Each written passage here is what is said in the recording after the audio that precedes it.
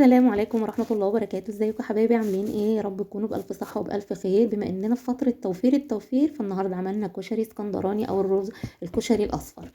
الحلة بتاعتي حطيت فيها شوية من الزيت ونزلت عليهم ببصلتين متوسطتين مقطعهم اي تقطيع، مش شرط كبير صغير، يعني على قد ما ايدك تقطع، مش مشكلة. تمام. انا هستنى البصل يتحمر شوية. سامعين صوت القطة؟ البصل اتحمر شويه، هنزل بشويه من الشعريه، تقريبا كوبايه من الشعريه. عايزه اقول لكم الكشري ده كان طالع، عارفين المفلفل كده، مفيش رزايه ماسكه في عدسايه ولا حاجه، كل واحد في حاله، عاملين عمليه خصام. غسلت طبعا العدس بتاعي، وانا حاطه العدس قد الرز، او حاطه بالظبط كيلو الا ربع من الرز ونص كيلو من العدس. كده انا خلصت الرز بتاعي. بص، هفضل اقلب فيهم لحد لما كل حبايه من حبات الرز والعدس يتجلفنوا بالزيت، عشان لما ادلق الميه بتاعتهم اسمع صوت التشه ديت، عشان ما يعجنوش. وضروري جدا جدا تنزلوا بالميه السخنه، اوعوا تحطوا ميه بارده، لو حطيتوا ميه بارده هيعجن منكم. انا هنا ضفت الملح بتاعي وحطيت شويه من الكمون. انا ما بحطش بقى ولا بهارات ولا الكلام ده خالص، لان الحاجات دي كلها بتغير طعم الكشري. انا عايزه احس بطعم العدس الجميل. ضفت الميه السخنه بتاعتي زي ما انتوا شفتوا كده. بصوا العدس البصل اتلسع شويه مني، لا انا عايزاه اللون الذهبي. تمام. بس هوريكم دلوقتي طالع مفلفل زي الفل، والله كان طعمه فوق الوصف وريحته جميله جدا جدا جدا. طبعا البصل لما بيبقى شكله كده محروق مبيبقاش لذيذ خالص، بس انا عايزاكم تحمروه شويه، هو اتلسع مني غصب عني والله. بصوا مفلفل جدا اهو. وكمان هوريهولكم واحنا بنغرفه قد ايه كان سهل، وهو طالع كده من الحله. هنغرفه بشكل كويس كده ازاي؟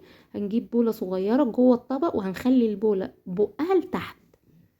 تمام. وهنبدا نصب الكشري بتاعنا، او نغرف الكشري بتاعنا. بصوا كله مفلفل ازاي، مفيش حاجه معجنه والله اهو، كلهم مخاصمين بعض.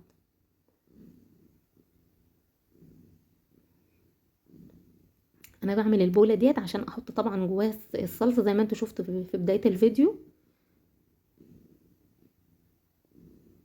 احنا بنعمل الحركه ديت عشان بس نفتح نفس الاولاد على الاكل، لكن والله انا لو كلت من الحله عادي مش هتفرق معايا.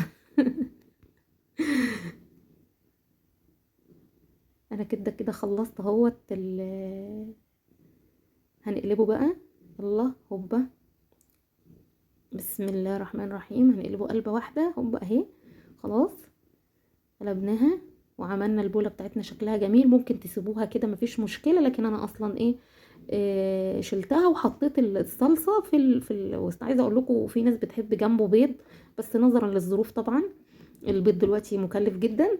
واحنا بما اننا عاملين اكله هنوفر فيها، يبقى بلاش نحط بروتين نباتي جنب بروتين حيواني، خلينا في البروتين النباتي دلوقتي. حطينا الصلصه سهله جدا جدا، اللي هي صلصه بالثوم والكمون والفلفل، شويه من الفلفل الاسمر، وخلاص على كده ما فيهاش اي حاجه. في هنا حته كده مخلوعه، فاحنا هنحاول نرمم الطبق. يا رب يكون الفيديو عجبكم، واتمنى ان اكون ضفت لكم اي معلومه ولو بسيطه. انا عملت الكشري قبل كده في القناه، بس كان من غير شعريه وكان طعمه جميل، وطعم دوت كان فظيع جدا.